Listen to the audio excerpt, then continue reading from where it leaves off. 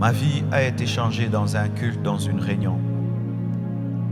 J'étais venu, j'avais 21 ans. Et mon pasteur prêchait, il enseignait sur l'appel de Dieu. Il a lu la parole, mais pour moi, je n'ai pas entendu qu'une lecture. J'ai entendu la voix de Dieu dans la voix de mon pasteur. Il parlait de l'appel de Dieu et j'ai entendu dans mes oreilles des millions de personnes qui criaient, qui disaient « Marcelo, viens nous apporter l'évangile ». En ce moment-là, la puissance de Dieu était tombée sur moi et m'avait terrassé. Tout le monde a pu rentrer à la maison et moi j'étais resté là. J'avais une expérience avec le Dieu de ma destinée.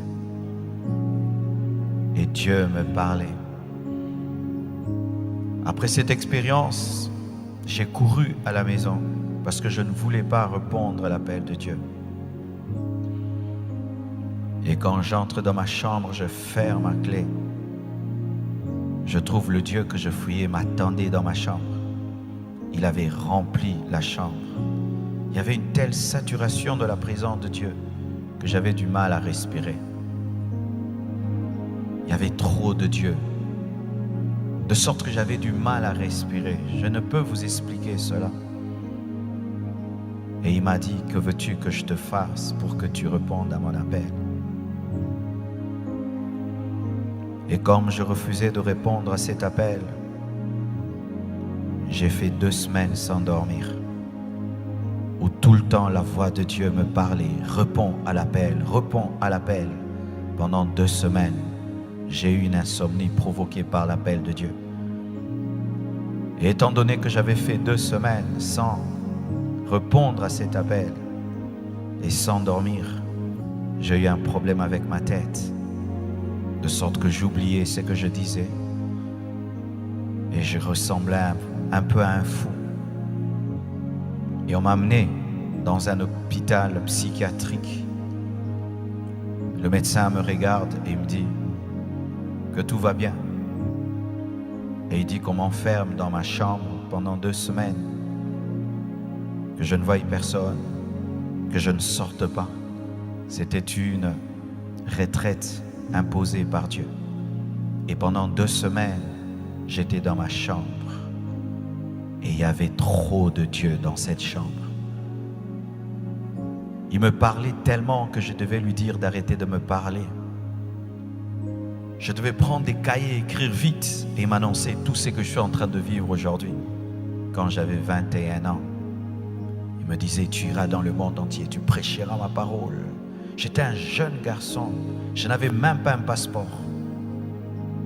Et des fois, je devais lui dire, arrête de parler, je dois écrire. Et des fois, je disais, arrête de parler, je dois dormir. Ma mère était en peur. Elle me voyait sortir, donnez-moi un cahier, achetez un cahier, je dois écrire, je dois écrire, je dois écrire.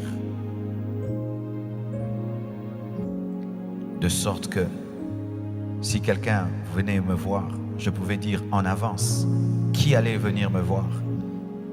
Et j'avais une chaise dans ma chambre. Si seulement tu t'assieds sur cette chaise, je te regarde, je te raconte ta vie. La présence de Dieu commençait à remplir la maison. Je n'avais plus besoin même de dormir avec une couverture. Je sentais une couverture spirituelle sur moi. Je suis en train de vous raconter ce qu'un enfant, un jeune garçon de 21 ans, vivait dans le secret de sa chambre. 2 semaines après, je suis allé à l'église, j'étais chantre comme mes sœurs. Et on m'a donné le micro. Et je fermais mes yeux et je chantais. Je ne savais pas que pendant que je chantais, les gens ne faisaient que tomber. Quand j'ai ouvert les yeux, j'ai vu des gens par terre. C'est là que l'onction de Dieu a commencé à se mouvoir dans ma vie. Moi qui hier priais en regardant une montre, je ne savais plus m'arrêter dans la prière. Il fallait que je puisse me décoller.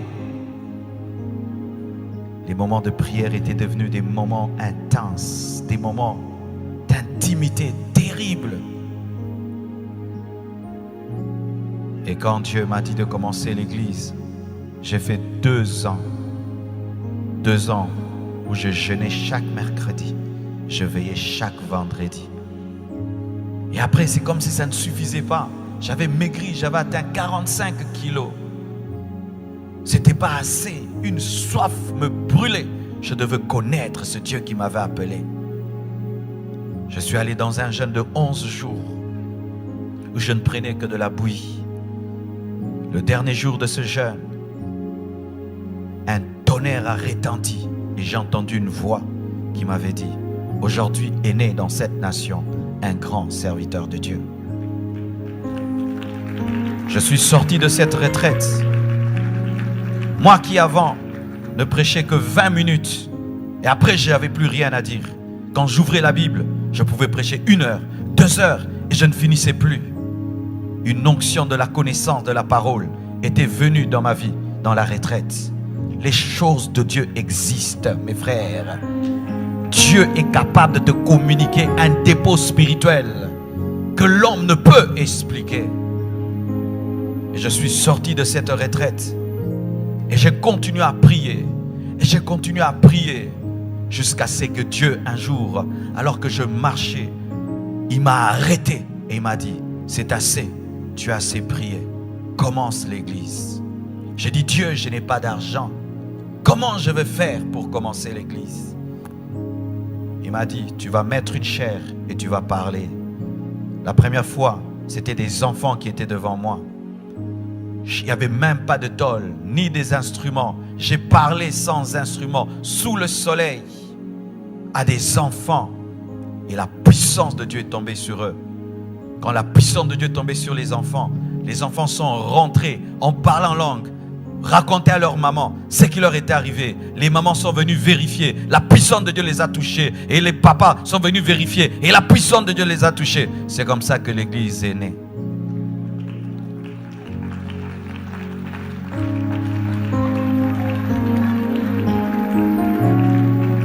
Et j'ai commencé à servir.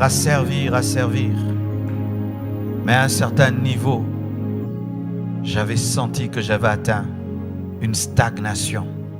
Je ne sais pas si ça vous arrive des fois. Tu vis avec Dieu, tu sers Dieu, mais tu sens que tu atteins un niveau où il y a un plafond. Tu ne montes plus, tu ne descends plus et tu es insatisfait. Ce n'est pas que tu pêches, ce n'est pas que tu fais des mauvaises choses, mais tu sens qu'il y a plus. Tu sens qu'il y a plus. Tu peux être dans le lieu saint, mais tu sens qu'il y a le lieu très saint.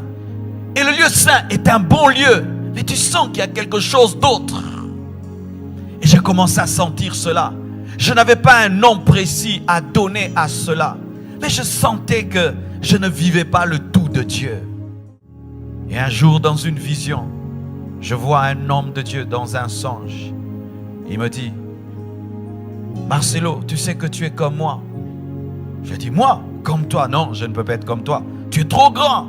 Il m'a dit: non, tu es comme moi, mais tu dois payer le prix dans la prière. Tu dois payer le prix dans la prière. Et alors là, j'ai commencé.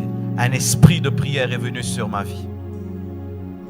Je pouvais commencer à prier à 6 heures, assis sur une chaise jusqu'à 16 heures.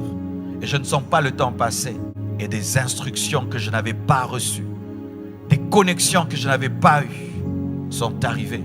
C'est là que je suis entré sur Casarema et les gens étaient impactés. Mais je sentais que Dieu m'appelait à autre chose plus que cela. Et je le disais, je sens que je dois m'enfermer. Je dois m'enfermer pendant 40 jours seul avec Dieu, jusqu'à ce que j'ai eu la force par la grâce de Dieu. Je suis allé m'enfermer dans mon bureau avec des bouteilles d'eau pendant 40 jours. Je suis sorti ressuscité. Dans ce jeûne, je suis mort spirituellement. Et dans ce jeûne, je suis sorti un autre homme. Quand je suis sorti, je suis allé faire une croisade qui avait réuni 15 000 personnes. J'ai prêché l'évangile. Un homme était paralysé, il a marché. Des malades étaient guéris. 500 personnes se sont converties et toutes ont rejoint l'église. Après ça, c'est quand le ministère s'est ouvert sur le plan international que j'ai même rencontré l'homme de Dieu et que tout le reste a commencé à se passer. Qu'est-ce que je veux vous dire, mes frères? Il y a un prix à payer. Il y a un prix à payer. Tu aimes cette chair, on te dira qu'il y a un prix. Tu veux l'avoir, tu dois payer un prix. C'est vrai que Christ a tout accompli pour nous, mais voici comment Christ fait. Il achète une chose pour toi et il la pose sur la table. C'est à toi de venir la prendre. C'est pourquoi il dit, venez à moi vous qui avez soif. Tu dois venir, tu dois aller. Sinon tu mourras et jamais tu ne deviendras l'homme que tu dois devenir. Je t'assure, le jour de ta mort, Dieu te présentera un autre toi-même que tu aurais pu être, mais que tu n'es jamais devenu parce que tu n'as pas payé le prix qu'il t'a demandé. Chacun de nous dans son esprit entend toujours un prix qu'il doit payer. Chacun de nous. Celui-ci, Dieu lui dit de veiller. Celui-là, Dieu lui demande de jeûner. L'autre, je ne sais pas, Dieu te demande de faire des veillées de lecture de la parole. Jusqu'à quand tu vas reporter à demain le prix que tu dois payer? Jusqu'à quand tu diras, je le ferai, je le ferai, je le ferai, je le ferai, je le ferai. Tu risques de mourir et sans jamais devenir ce que Dieu a dit que tu seras. Et pour cela, il faut la soif. C'est la soif qui te permet de monter sur la table de Dieu et dire, Seigneur, je le prends. Mais si tu n'as pas soif, il aura tout accompli pour toi. Et il présente sur une table, mais tu ne sais pas prendre parce que tu n'as pas soif.